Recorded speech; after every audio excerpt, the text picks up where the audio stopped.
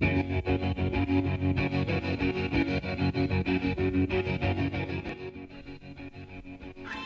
the jackknife, just roll yourself out onto a stability ball that will be positioned in your shins, and then position your upper body in a push-up-like position. All you then do is just tuck your knees up towards your chest. You want to use your abdominal muscles as you do this, so tighten your stomach muscles, pull your knees up towards your chest, keeping your back flat, and then extend your knees all the way back out, again keeping your back flat again there as well. As you pull your knees in, you can arch the back just a little, as you see I'm doing right here, but then as you extend, make sure you keep that flat torso. You don't want your hips up too high or too low.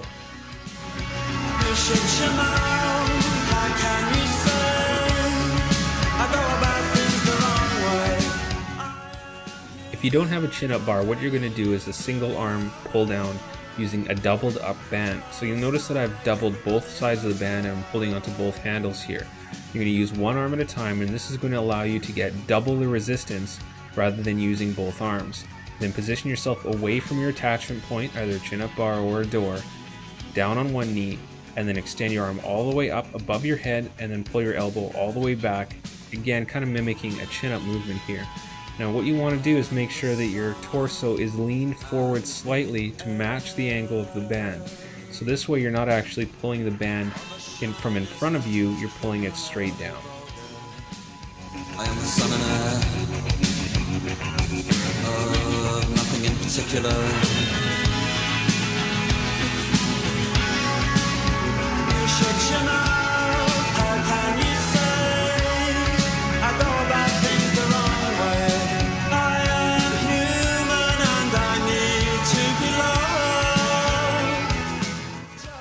Now here's your better option. If you have the availability of a chin-up bar, this is what you're going to do in preference to the band pull down. You're basically just doing the lowering version of the chin-up. So you actually step onto a bench, grab onto the chin-up bar, step off of the bench, and then slowly lower yourself back down to the floor. So you're not actually pulling yourself up.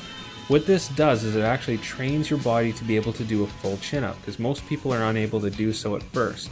So what you do is just step off of the bench, control your speed, and lower yourself down to the floor, taking a few seconds to do so. You're not just dropping down. And then step back up onto the bench, grab the bar, and lower yourself down again. You just keep repeating this without ever actually pulling yourself up. Now you notice it's a little tricky to keep the body from swinging in this exercise, so you do need to make sure that there's no momentum involved. Step off, use your legs to balance, and then lower yourself down to the floor. On your own, and you go home and you cry and you want to die.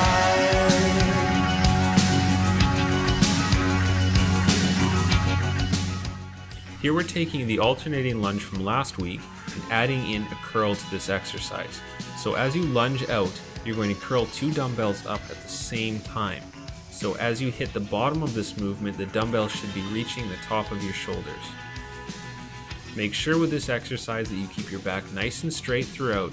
You don't want to lean forward, and try and do this synergistically so it's all happening at once in one movement as opposed to doing the lunge and then doing the curl. Combine it all into one smooth movement.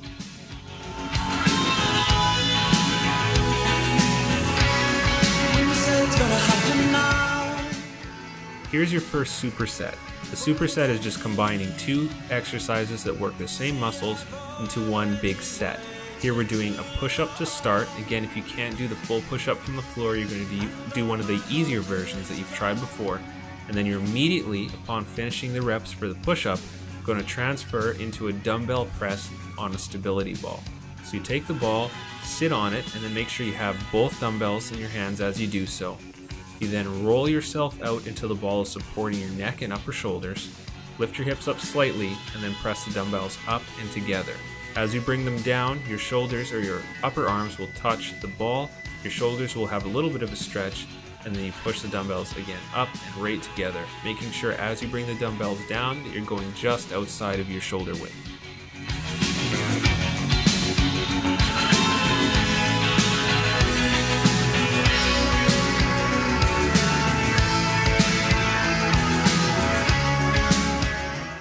The squat curl press is just a compound exercise which combines these 3 exercises into one.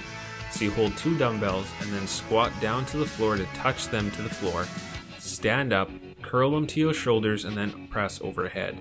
So we're doing 3 exercises combined into one: the squat, the curl, and then the press. This is to be broken down into 3 distinct movements. This isn't all to be done at once, but make sure that you do this in easy succession, one, then the next, then the next. Do it slowly and controlled, and try not to use momentum through this exercise.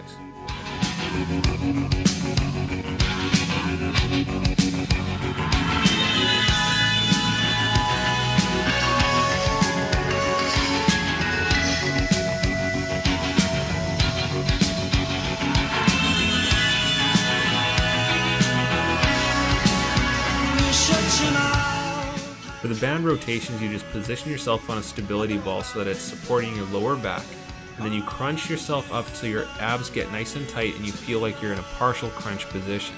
You then grab a resistance band with both hands, keep your shoulders locked in position, and you rotate from the waist. You're basically just translating the band rotation from last week onto a stability ball here. You're going to do all the reps for one side, and you're going to turn around and do the same amount of reps for the opposite side.